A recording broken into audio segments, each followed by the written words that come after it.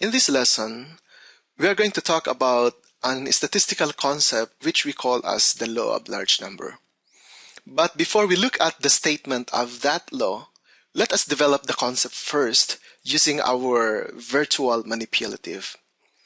So I have here a spinner, and my spinner is divided into two equal parts. Half is colored red and the other half is colored blue.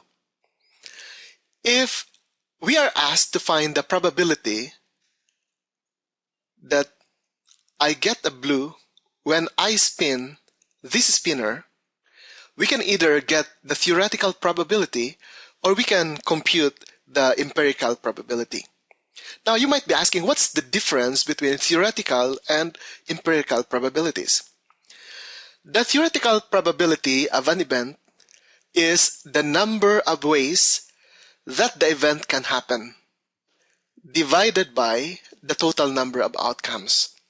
For example, in this spinner, the number of ways that a blue can happen is 1, because there's only one part that's colored blue, out of the total number of possible outcomes. In this case, we have blue and red, so out of 2 possible outcomes. And therefore, we now say that the theoretical probability of getting a blue is 1/2, or we can convert it to decimal as 0.50 or 50 hundredths, or in percentage, multiply this by 100, we get 50%. So I hope you already learned how to convert decimal to fraction and fraction to decimal and decimal to percent. So the theoretical probability of getting a blue is 1/2 or 50%. When we talk about empirical probability, the empirical probability or the experimental probability of an event is an estimate that the event will happen based on how often the event occurs after collecting data or running an experiment.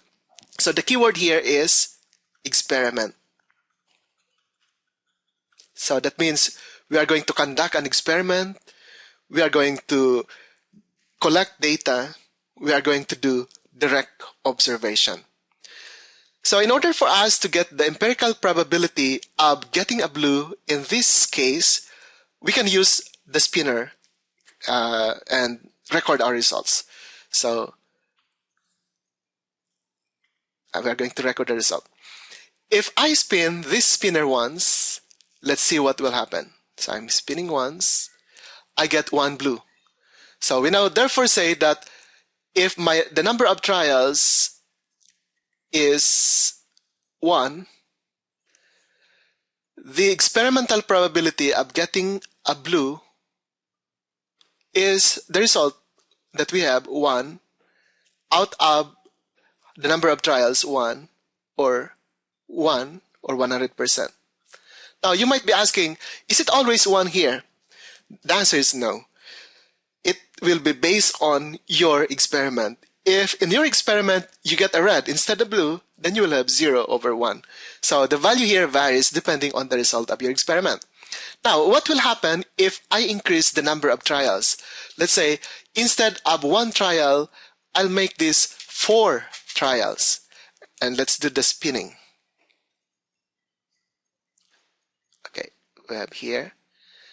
So after I do 1 trial plus 4 trials, 5 trials, all in all, I now have these results. 2 blue.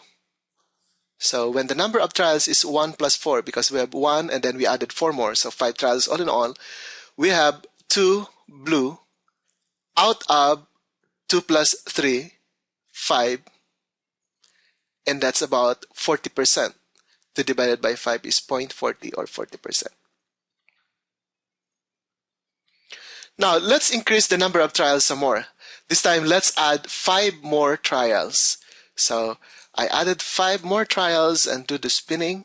Let's see what will happen. I now have here 5 and 5. So, if I have 10 trials and I have 5 blue out of the total number of trials 10, I have 0.50 or 50%. Now, let's add some more trials. This time, let's make this, we have 10 already, let's add 90 more and see what will happen. So I now have here 50 and 50. So I have, for 100 trials, I have 50 blue. I have 100, out of 100 trials, so 50%. Now, in this experiment, we are lucky to get equal values for the blue and the red. Sometimes when you run experiments, you already have about 1,000 trials, 2,000 trials, 10,000 trials. Still, you will not get equal values here. But the trend is clear. When we only have one trial, our experimental probability is 100%. Our expected or theoretical probability is 50%. There's a difference of 50%.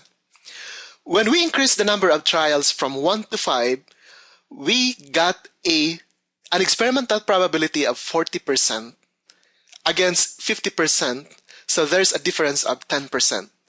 But as we keep on increasing the number of trials, notice that the value of the experimental probability becomes closer and closer, if not equal, to the theoretical probability.